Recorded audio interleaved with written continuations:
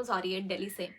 Red fort के पास bomb blast हुआ है जिसमें दिल्ली में जो ब्लास्ट हुआ है वो कितना तेज था, उसकी फाइनली वीडियो आई है, आप लोग देख सकते हैं। फैमिलीज उससे इफेक्ट हो गई हैं और इसमें जो सस्पेक्ट पकड़े गए हैं उसमें से 3 डॉक्टर्स हैं, प्रोफेसर्स हैं सर्जरी के, मेडिसिन के और फार्माकोलॉजी के। और ये जो लोग हैं अभी ये पकड़े गए। इससे पहले भी ये डॉक्टर्स थे तो इनके पास बहुत सारा पावर रहा होगा।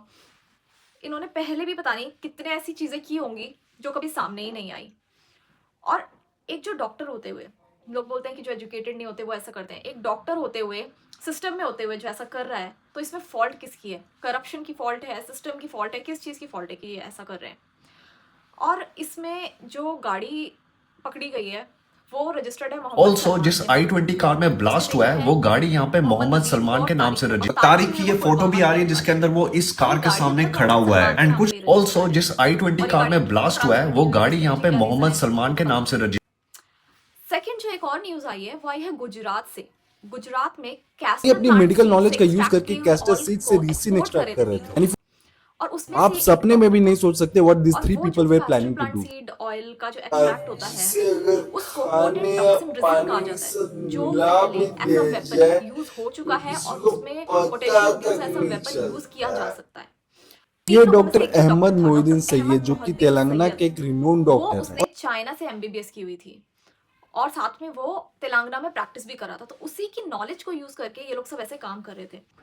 ये लोग इस डेडली रेसिन को दिल्ली, लखनऊ और अहमदाबाद के टेम्पल्स के पानी और प्रसाद में मिलाने वाले थे। वो क्या करते, एक बड़ी कॉन्स्पिरेसी रही होगी ये।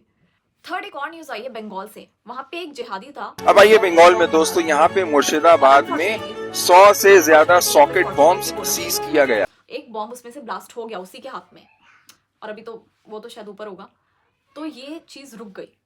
वरना अगर वो इसमें सक्सेसफुल हो जाता तो कितनी जगह और इंडिया में दिल्ली जैसा ही और बॉम्ब ब्लास्ट हो सकते थे और कितनी इनोसेंट लाइफ्स उससे इफेक्ट हो सकती थी।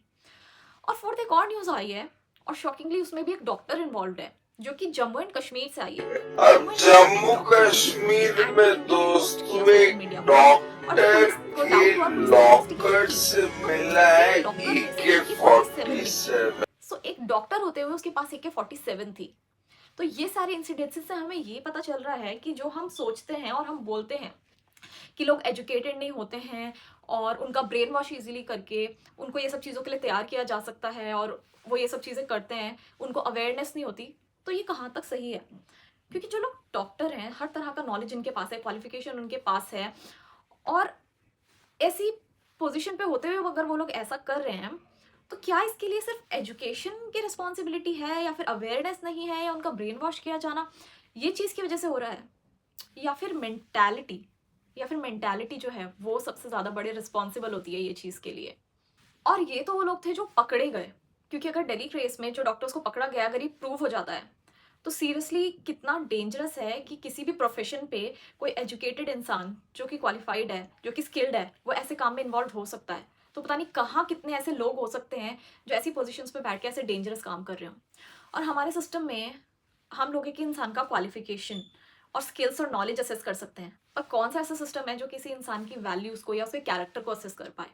तो आई थिंक सिर्फ नॉलेज और क्वालिफिकेशन से इम्पॉर्टेंट नहीं है, किसी इंसान की मेंटालिटी, उसका कैरेक्टर भी उतना ही इम्पॉर्टेंट है।